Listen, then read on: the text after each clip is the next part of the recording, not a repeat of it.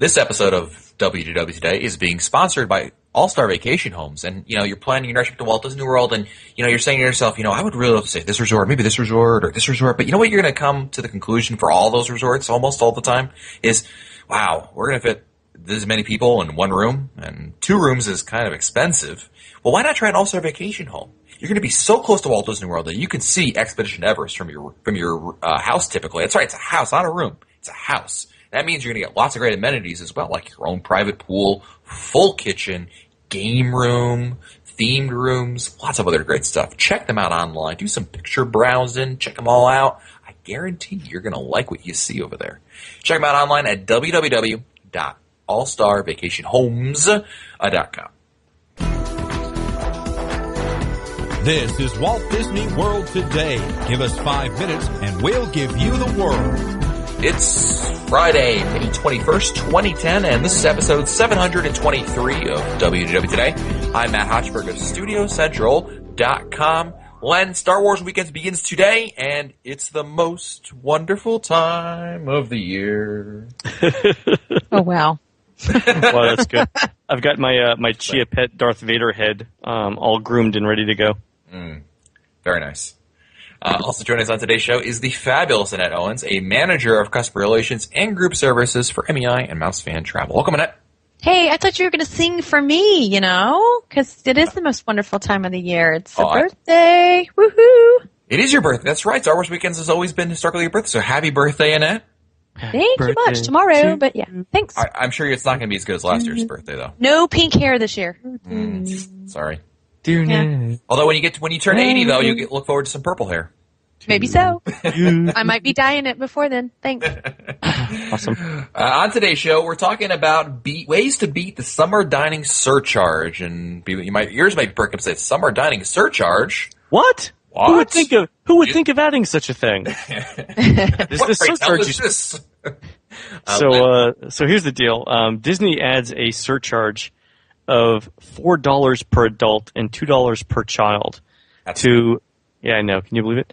To fixed price meals at certain popular restaurants during certain times of the year. So peak attendance times like President's Day, Easter, Thanksgiving, and Christmas. And this is something they started in 2009 for, I think, Memorial Day through like mid-July. But in this year, it runs mid-June through mid-August, or essentially all of summer. And it happens at all of the good popular restaurants that have fixed price meals. So the Princess Breakfast, the Princess Storybook meals at the Akershus Royal Banquet Hall in Norway, at Beer Garden in Germany, at Boma for breakfast and dinner at the Animal Kingdom Lodge, at Cape May Cafe for breakfast and dinner, at Chef Mickey's for breakfast and dinner, Cinderella's Royal Table, Crystal Palace, Garden Grill, Hollywood and Vine, Liberty Tree Tavern for dinner, 1900 Park Fair, essentially all the character meals, right? Ohana, Trails End. Actually, Trails End is only $2 and $1 apparently because they're compensating for the hike you have to take to get over there. And Tusker House, which is a buffet. Mm. So if you're walking up and you're paying cash for those, expect to be charged $4 more, and that's actually quite a bit of money. It's if you think about like Boma, dinner's $31, so adding $4 onto that is like a 12.5%, a little bit more, like a 13% price increase. Yeah, this is something that I don't think anyone's really in favor of it, but really, this is it really bothers me more. It grinds my gears. Yeah. Let's face it, it irks us. Yeah. I mean, here's the thing. I mean, I was trying to think while you were talking, Len, of other restaurants anywhere that do this. I mean, hotels do this, and that's fine. That's seasonal stuff. Obviously a Saturday night costs you more than a Wednesday night.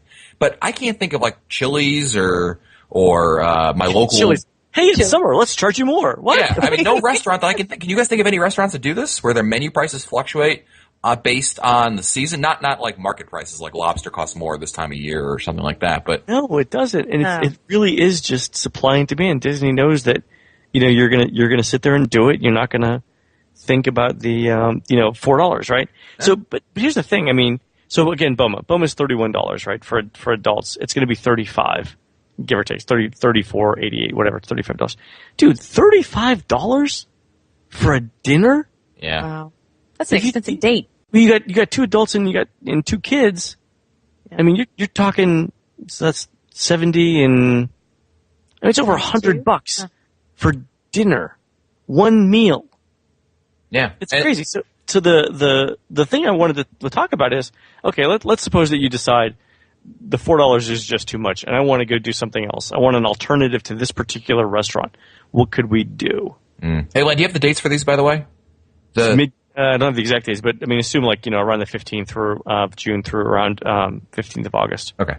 Yeah, no, that's good. So let's, there are ways to get around this. You're not forced to eat at these restaurants, thankfully. And there are ways to still have great, meals at great Disney restaurants without paying the hike. So how do you want to take this, Len? So let's take let's go through the 4 theme parks because I think those are the big ones. Let's talk about the restaurants that have the charges at those restaurants. Again, we'll recap them, and then we'll go through what the alternatives might be. All right. Well, at the best park, Hollywood Studios. That's right where he was going. I know. Exactly. Yeah, you've got Hollywood and Vine. That's the one that's only got it, right? That's the only one, right? Yeah. So you've got tons of alternatives there. I mean, in terms of fun, even fun for the kids. Yeah, I'm thinking the 50s Primetime Cafe. Primetime, yeah. If you want to have that kind of fun stuff, absolutely 50s Primetime. The Mount Melrose is one I think it's hard to go wrong with. Consistently good in my experience. If you're concerned about the kids, I'm going to tell you. I know you guys hate sci-fi, but kids love it. That's true. Food there was just. Yeah. I know, but kids love the atmosphere in there. Kids like eating glue. Yeah, they eat paste. McNuggets, okay? Yeah. Which I believe paste is actually on the menu at Sci-Fi. They call it tofu, but that's probably just like the Asian name for it. Actually, it's probably not bad. If you stick to the burgers and ask for them to be medium rare instead of the typical burnt, I think you could be okay at Sci-Fi and have a shake. But I really wouldn't order anything other than a burger at Sci-Fi. But I really like the 50s Primetime because Hollywood and Vine, the appeal there is the characters and the interaction, right? But you also get the interaction with the waitstaff at the 50s Primetime Cafe. Oh yeah, it's fun. There's no doubt about it. So you get similar attention. You might even get more attention at the 50s Primetime Cafe. And frankly, the food, I think, since it's cooked to order, is probably better. Yeah. And if you're a great parent and you help set some stuff up for them, it's great too. I did that with my kids. I went in smacking on the gum and, elbows on the table. Because they like to see, especially when they're older, upper elementary and middle school, they'd love to see you get reprimanded. Oh, that's a great tip. That's a great tip. Awesome idea. Let's move on. I actually, funny story. Last time I was at 50s Primetime, I had my iPhone. I was up, checking Twitter or whatever, and the waiter comes by and goes, "Put your walkie-talkie away, son." I love it. Walkie-talkie. CB radio. Put your dang wireless away. Let's move on to Epcot. So what are the restaurants there? I know restaurant Akershus. Yeah, Akershus, the Royal Banquet Hall, the Princess Storybook Meals, Beer Garden. That's a low blow right there. I know. Garden Grill. Probably doing you a favor there. Okay. And that's it. So those are the big ones. So the thing with Beer Garden is it's consistently good in one of the more popular places in all of World Showcase. I mean, it's ostensibly German food, right? But it's so toned down that other than the sauerkraut, you'd be hard pressed to say very, very much on that was from the Rhineland. I think, and the Garden Grill isn't fantastic. I think for alternatives to Beer Garden, you probably want to stay on the other side of Epcot, on the other side of World Showcase. You definitely wouldn't want to try Norway, or Mexico, or I China. think, or China. Oh, dear God, China, dude! I tried counter service in China with Hannah a couple weeks ago. Mm-hmm. It was like throwing money away. It was just that. It was just that. That sounds like a meet at reunion. Throw money away meet. It was like throwing money. I'm not going back to China this year. It was the worst. I had the soup. It was the worst soup I've had, I think, in all of Walt Disney World. It was just, first of all, it was cold. It wasn't cold, but it was like the chilly side of lukewarm. Yuck.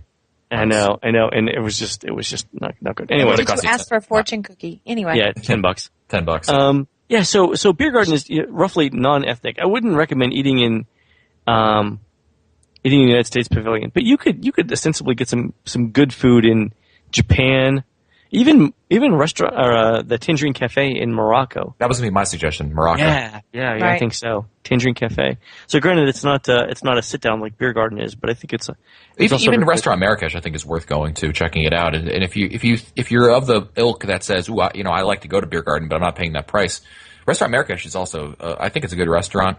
I do too. And it's worth checking out. So maybe if you're saying, okay, well, I'm not going to be as adventurous for German food this time because of the price, try Restaurant Marrakesh. I think that's a great alternative. What about Garden Grill? You know, I really think Sunshine Seasons is a great Right downstairs. Garden Grill. Just go downstairs. The food is cooked in front of you. They've got a wide variety of soups and sandwiches and grilled items. Really, you can get anything you want there. It's like it's a pretty large food court. Sometimes there are crowds around the pastry displays, but in general, you can get I think anything you want there. Even the pickiest eaters will find something. Yep. And the princess meal. This will be a tough one to replace. Yeah, that's the thing. So the princess meals are tough, especially in Epcot. That's the only that in Garden Grill or the Garden Grill's no longer a character meal. Acres just says that the princesses. It's just basic food though. You could get the same kind of food for breakfast over at Electric Umbrella if you wanted to. Granted, you're not going to have the character interaction, but yeah. So I think for the characters, you're just going to have to pay the extra. Is that what I'm? That or you're at the character connection in Epcot. First thing in the morning to avoid the lines. Just bring Dunkin' Donuts with you. Really, that's a great idea. Some powdered donuts, some coffee, some eggs. It's the character. Go get a Beverly and go stand in line and some bacon. Exactly. Here, kids, have your Sprite. Yeah. Awesome. All right, Magic Kingdom. So Magic Kingdom has a couple of things. Cinderella's Royal Table. Are you kidding me? I know more. It's not right? expensive enough as it is. I know. What is it? $60 a person now? I don't. Do you get more photos? Come on, please. Of course, right? $60. Do you get more food? That was my question. So with the surcharge, it's $61.19 for dinner. So oh my gosh! a family of four. Two. So a family of four would be 61. That's 122 and 36. So 72. It's $200 for dinner. Oh, easily. $240, right? 200, yeah, right at 200. No, $240. It's $60 a person. It's 120 times 2 is 240. No. He's assuming they're younger kids, but if you're taking kids that are really, sorry. that eat like kids that pay for adults, that's a hard one to stomach. $60 when they're going to pick around and want chicken nuggets. That's the thing. So like for me, Don and Hannah, it'd be $61 each. That's $183 plus tax for a meal. No, it includes tax and gratuity. Oh, Yeah. Some still small. Wow. $183. That's expensive. No way. Yeah, there's just And there's no lobster. That's the other thing. I mean, for $180, that's a bottle of champagne, some lobster, and the French-made outfit to cook it in. I think that's almost a night at the Waldorf Astoria. It is actually the Waldorf in a night. So that's for food, and it's just a meal. I just don't see it at all. So now that we've clearly established we're not eating there, where are we going?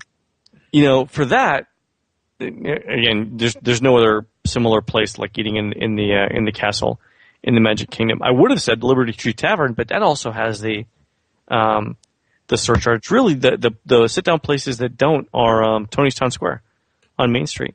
The Plaza has it too? Oh, the Plaza doesn't. Sorry, I would rather eat the Plaza first, but yeah, I would say the Plaza first. You can actually see the castle from the Plaza. We could have been there, but no, we're here. Exactly. Tony's Town Square actually is in a formal building, so I guess that is the closest alternative to the castle, being indoors somewhere. It's got 4 walls. Is that what you're saying? It's got 4. No, it's a castle. It's just an American castle, like Main Street. That's it. All right, and of course, since Liberty Tree, same thing. Yeah. There's not many options, obviously, there. I would actually recommend for the Magic Kingdom, forget it. Leave the park, go to the Polynesian, go to Kona. Kona's not on the list, right?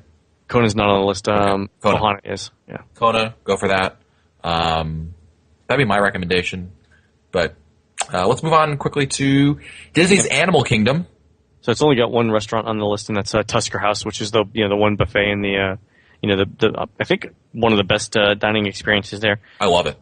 Yeah, I do actually. I ate there with Hannah a couple of weeks ago. It was fantastic. And you could really stuff yourself there for not a lot of money. I think lunch for three of us with tax was $60, $65, something like that. I mean, generally speaking, not that bad. I just wish they kept it open longer for dinner, because if the park closes at 5, it's hard to really go there for dinner. I wish they would keep the rest somehow. It would never work, but I wish there was a way that you could get to they would keep that restaurant open, just the restaurant, for like another hour or two afterwards. But like you can make reservations for it just for that, even though the park's closed. But you should be able to get there and eat for a good 2 hours, right? Yeah. Oh well. All right. So recommendations. So now that Tusker House is out. So if you're going for meat, right? Because they do some really good roasted meats at Tusker House. I think Flame Tree Barbecue is a really good alternative. The thing that I always have questions about is Tusker House has a pretty good selection of fish and vegetarian options, and I don't know where. I guess Yak and Yeti would be the place where you would go to get those. Yes, I guess that would be the alternative. I haven't really been impressed by the restaurant, but I guess in terms of not paying a surcharge, if that's your goal, then obviously Yak and Yeti fits the bill. Well, it's just a variety of things other than roasted meats. Yeah, and for kids, I think Pizzafari. Hanny, every time we go to the Animal Kingdom, and it's like, can we go to Pizzafari? Can we go to Pizzafari? I need to go with Hannah because that's where I go for the breadsticks. See, I like Is it really? I need to take Hannah on a trip. She'll eat 2 orders of breadsticks. I like Me too. She doesn't go into Fantasyland anymore in the Magic Kingdom, and she wants to eat breadsticks for lunch. I like Restaurantosaurus because you get the free refills over there. That's true. There's that too. But I think the good thing is I think since there's only one restaurant in the Animal Kingdom, it's relatively straightforward to find substitutes for that. And so there are definitely ways in each park to avoid the surcharge and get food of comparable quality. Well put. Well, that's it for us today. Don't forget, this episode of WDW Today is being sponsored by All-Star Vacation Homes. And you know what? A great way to get away from the extra dining surcharges, have dinner, or any meal rather, at your full kitchen at an All-Star Vacation Home. I know cooking isn't exactly the most ideal solution, but you know what? Because you have a full kitchen, you have that option. You can go grab a fully cooked chicken or something like that at the local supermarket, like at Publix, bring it back over there. You can carve it up. You can, quickly do some easy meals, but you got a full kitchen, so you have that option for you. And again, the full kitchen is just one of many amenities you'll find at a typical All-Star Vacation Home. Visit them online at www.allstarvacationhomes.com. You'll find our older episodes, read our show notes, or send us your comments. Visit the WDW Today website at wdwtoday.com. For Len Testa, Mike Sopa, Mike Newell, and the fabulous Annette Owens, I'm Matt Hochberg. We'll see you on the next show. Happy birthday, Annette. Happy birthday.